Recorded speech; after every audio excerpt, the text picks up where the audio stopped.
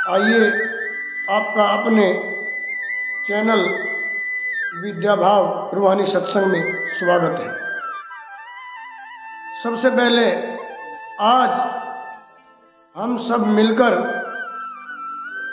कुछ दिन पहले हमारे देश के अंदर पुलवामा में एक जोरदार धमाका हुआ।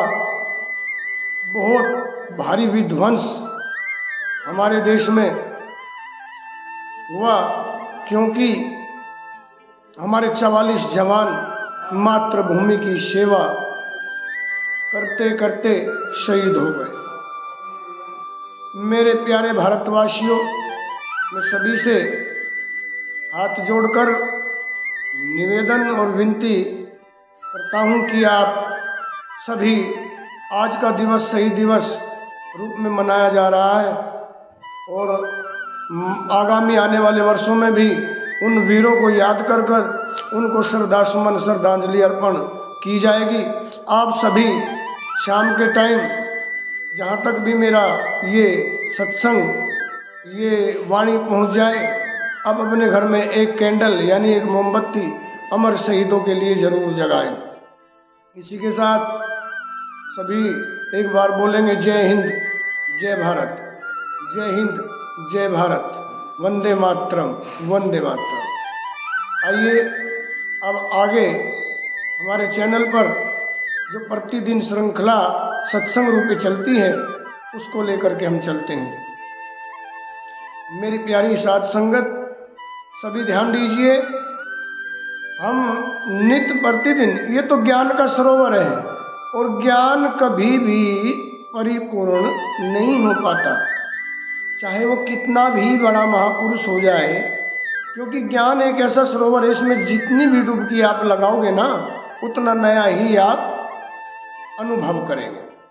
और आध्यात्मिक तो बहुत परे है अध्यात्म, और इसके लिए तो खुद को अध्यात्म यानी कि अध्यात्म, अपने आप को खुद स्वयं को बिल्कुल ना होने की बराबर समझना, अपने आप को महसूस ना करना, तब ये आपके अंदर कैपेसिटी आ जाए। जब ये आपके अंदर हलचल होने लगे कि अपने आप का भी ना पता हो कि हम कहाँ बैठे हैं, भजन कर रहे हैं, हमारे साथ शरीर है या नहीं, तब अपने आप को भूलोगे, तब उस परमात्मा की अध्यात्म भक्ति प्रारंभ होती है। मिलना तो बहुत कठिनाई है, लेकिन भक्ति प्रारंभ होती है।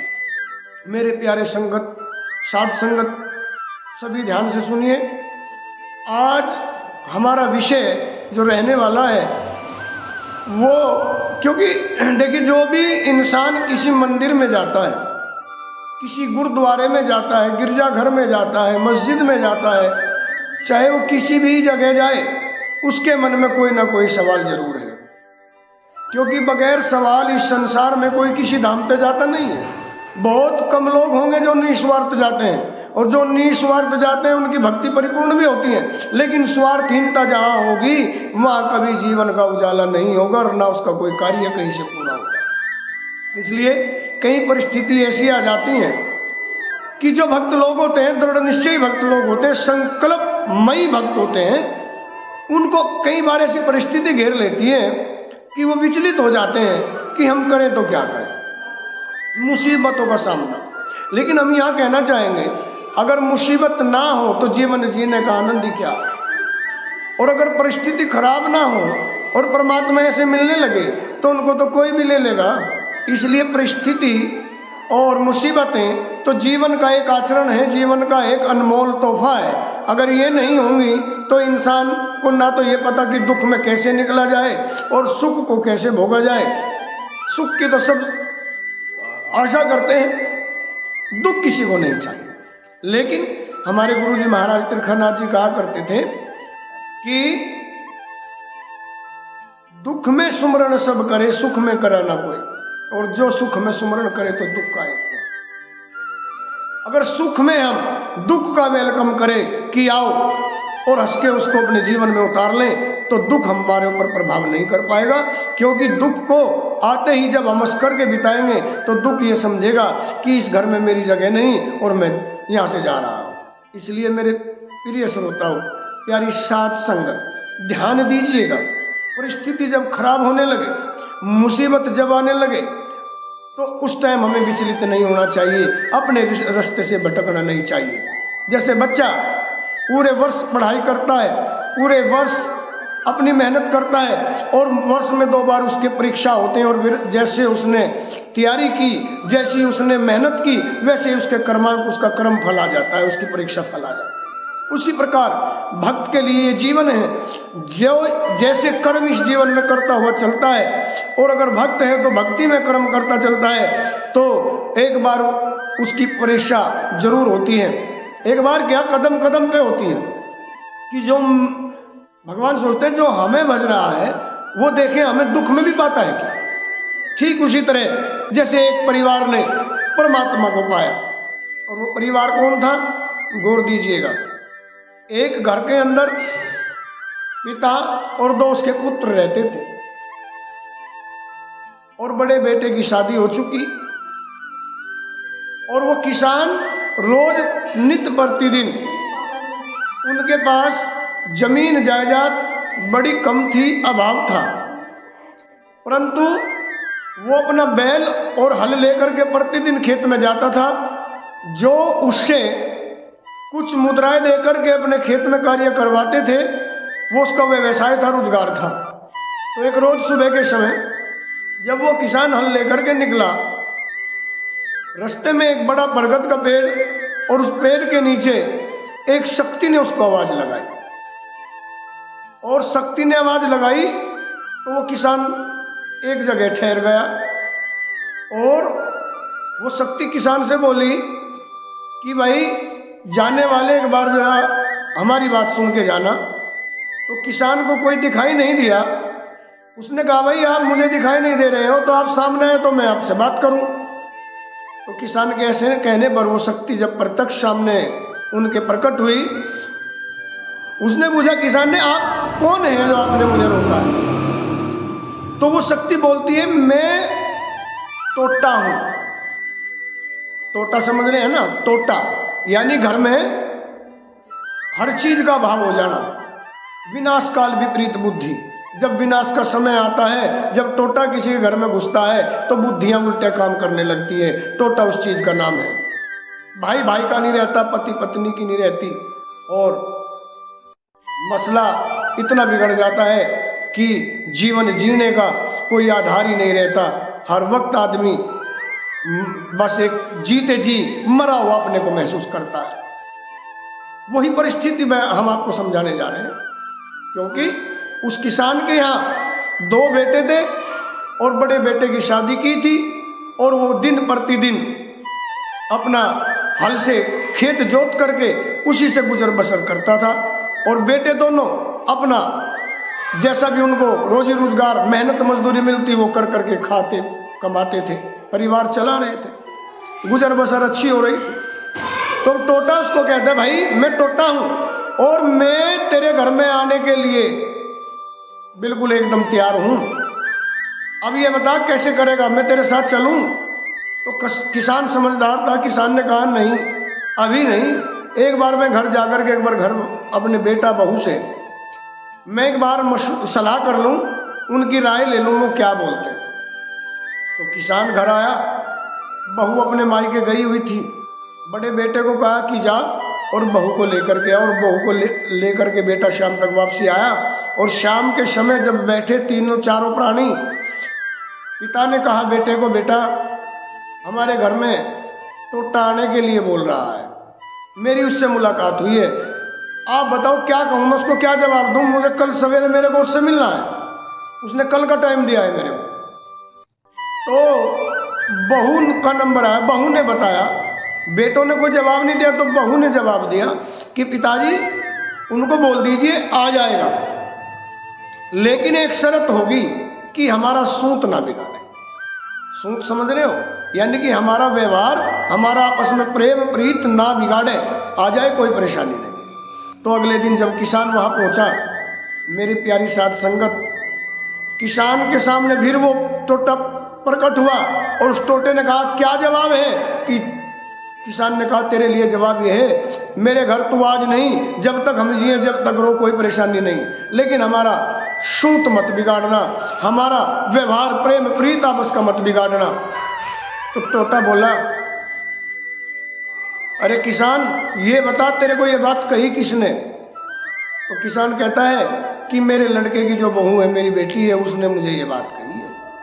तो तोता कहता तेरे घर में बहू नहीं कोई लक्ष्मी है, मेरी प्यारी साध संगत, यही समझने की बात है, यही पॉइंट समझने की बात है, यही तो भक्ति है, यही तो संसार का सुख दुख में बदलने की चीज है कि इतना संस्कार अपनी बेटी को देना चाहिए कि अगले घर जाकर के बुरी परिस्थिति में भी वो उसको स्वर्ग जैसा अनुभव कराए। वही बेटी और वही पत्नी कहलाने के लायक है।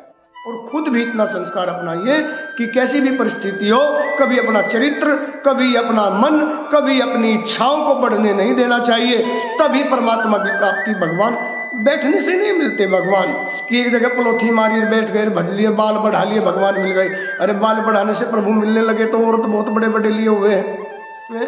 परमात्मा पैसे से प्यार रखता हो, तुम मशीन पे 2-2 हजार के बनते हैं, प्रभु वहां रहेगा, परमात्मा वहां रहेगा, हमारे पास क्या लेने आएगा?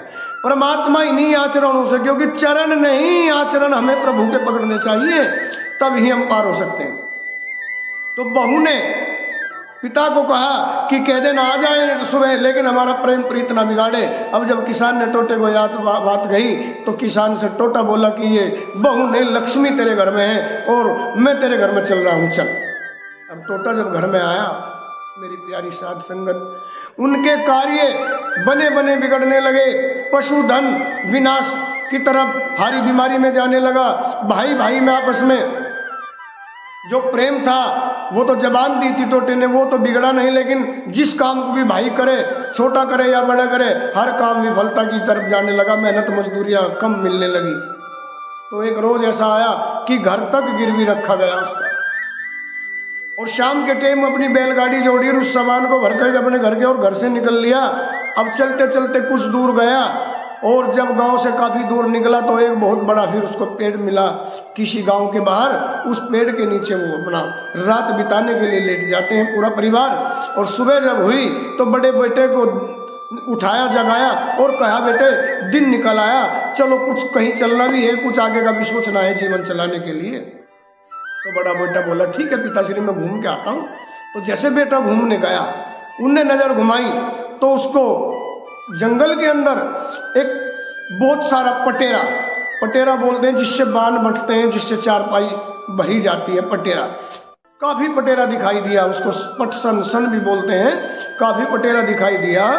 और बेटे ने आकर कहा पिताजी क्यों ना हम, बहुत पटेरा है यहाँ, अगर उसको ला करके उससे बाण बना करके बांट करके बिक्री का कार्य जोड़े तो हमें 2 वक्त की रोटी भी मिलेगी और हमारी गुजर बसर भी हो। मेरी प्यारी साध संगत, देखिए परिस्थिति क्या है, लेकिन बड़ा बेटा क्या कह रहा है अपने पिताजी से, हालात तो खराब है लेकिन आपस की परिस्थिति खराब नहीं है, आपस का प्यार खत्म नहीं है, आपस का व्यवहार खत्म नहीं है। तो बेटे को पिताजी कहने लगे ठीक है बेटे जाओ एक भरोटी काट के लिए आओ। अब जब बड़ा भाई चला तो छोटे भाई ने सोचा बड़ा भाई लेने जा रहा है तो मैं भी चलता हूँ, एक भरोटी की जगह 2 आ जाएंगी। अब दोनों भाई 2 भरोटी लेकर के आए और उस पटेरे को जब चीरने लगे तो वो टोटा वहां किसी शक्ति का रूप धार करके उस पेड़ पे फिर पहुंचा और वहां जाकर के उसने आवाज लगाई। और वो टोटा बोला भाई किसान एक बात बता, तू इस पटेरे को जो चीर रहा है इससे करेगा क्या? किसान ने कहा मैं इससे बाण बनाऊंगा और बाण बना करके उनको बिक्री के लिए भी इस्तेमाल करेंगे। टोटा बोला फिर और कहा करेगा? बोला तेरे को बांध के डालेंगे हम। अब टोटा कहने लगा भाई कुछ ले दे के हमारे से हमारा थोड़ा काम चल जाए तो हमें बख्शो, कुछ ले दे लो। तो बोला बता क्या दे सकता है? बोला इस पेड़ की जड़ के नीचे इतना बड़ा खजाना है, जो चाहिए निकाल ले। अब किसान ने खोदा, खोदते ही खजाना निकला और शाम को गाड़ी भरी और लेकर के गांव में वापस आया। सुबह दिन निकला, दिन निकलते ही उसने जिसका कर्जा था वो उतारना शुरू किया, नया मकान बनाना शुरू किया। यानी कि जब धन घर में आ गया फिर कमी किस चीज की थी? कहीं की भी नहीं थी। अब 10 दिन बीते, 15 दिन बीते, कुछ महीने बीते। अब कहते हैं ना स्त्री जो होती है ना, स्त्री स्त्री मुखाय विच परिवर्तन है। स्त्री जो होती हैं इनके अंदर सहजता से कोई बात पचती नहीं, और जिसने बातों को पचा लिया वो स्त्री नहीं, वो देवी हो जाती है। समझ रहे हैं आप? सभी समझिए, जो बात को पचा जाती हैं वो तो देवी हो जाती हैं, और जो इनको नहीं पचा पाती वो स्त्री की स्त्री रह जाती है ना। इसलिए आपके अंदर एक देवी भी छुपी है। सभी ध्यान दीजिए, जितनी लेडीज हैं, औरतें हैं, सभी ध्यान दीजिए, आपके अंदर एक देवी रूप भी छुपा है। वो देखा होगा आपने, इतिहास में पढ़ा होगा, महारानी लक्ष्मीबाई झांसी की रानी हुई, इतनी बड़ी लड़ाई लड़ी कि अंग्रेजों को भी लोहे के चने चबाए, वो किसी की बेटी थी। और वो मीराबाई जिसने परमात्मा से लगन लगाई, प्रेम की एक डोरी बांधी, और मीराबाई आज इस संसार में उसका नाम अमर है। और कितने इतिहास गिनवाए। ये वाणी समाप्त हो जाएगी लेकिन इतिहास समाप्त नहीं होंगे। इतने बड़े बड़े इस संसार के अंदर चमत्कार हुए देवी रूप में, औरतों द्वारा हुए, स्त्रियों द्वारा हुए। इसलिए आप स्त्री नहीं, देवी भी हैं जो इस संसार को बिल्कुल एकदम स्वर्ग में बना देती हैं। तो लेकिन वो स्त्री की स्त्री रह गई, उस किसान के घर वाले। शाम को जब घूमने गई, पहले व्यवस्थाएं नहीं थी घर में, घूमने के लिए ही बाहर जाया करती थी। तो उस टाइम जैसे शाम को घूमने गई तो एक पड़ोसन ने बूझ ही लिया कि बहनी ये बताओ ये इतना धन कहाँ से आया। तो उस स्त्री ने बताया, किसान की पत्नी ने बताया कि वहाँ उस पेड़ में कोई शक्ति है, उसने हमें ये सब कुछ धन दिया। प्यारी साध संगत, अब कहा यही किसी महापुरुष ने कहा कि इस जमाने के अंदर फ्री की मिलने वाली वस्तु की कोई कदर नहीं करता। अब उसको तो वो मिल गई, उस पर वो बची नहीं। उस दूसरी पड़ोसन को बताया तो पड़ोसन ने भी अपना शाम को अपने पति को कह करके और एक गाड़ी भर ली सामान की, और उसी पेड़ के नीचे जा करके विश्राम किया। सुबह उठे और सुबह उठकर पूरी बात किसान की पत्नी ने बता दी थी उसको कि कैसे कैसे हुआ। बड़े बेटे को कहा, उसके यहाँ भी दो ही बेटे थे, बड़े बेटे को कहा जाओ पटेरा पाट के लाओ। तो बड़ा बेटा जवाब देता है कि पिताश्री मेरे सर में दर्द है। छोटे बेटे को कहा, पिताजी बड़े भाई को तो दर्द है, मुझे बुखार है, मेरे बस की नहीं, और तू अपने आप ही लिया।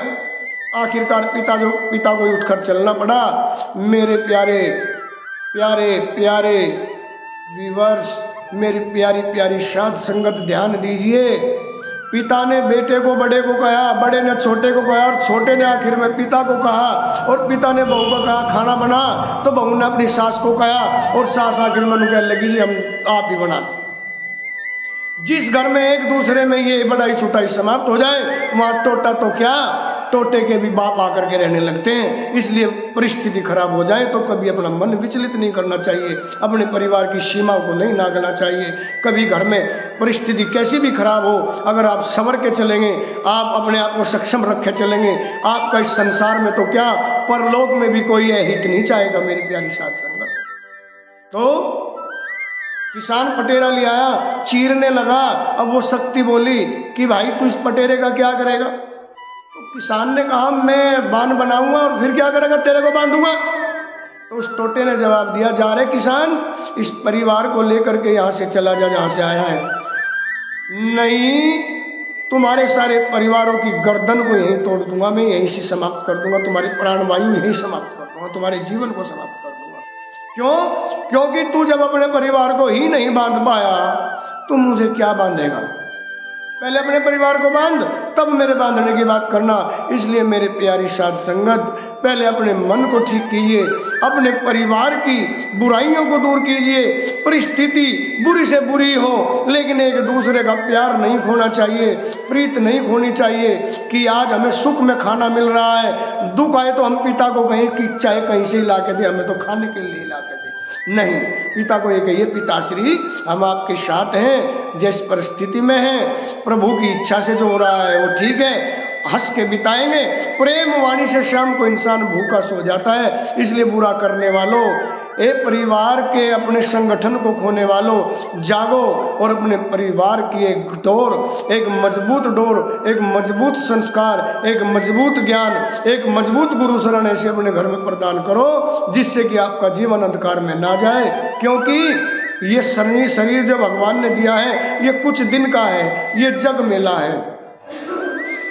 छोड़ के जाएगा दुनिया तू सारी, हरि का भजन तू कर ले, हरि का भजन तू कर ले, बीती उम्र सारी। छोड़ के जाए एक दिन दुनिया तू प्यारी।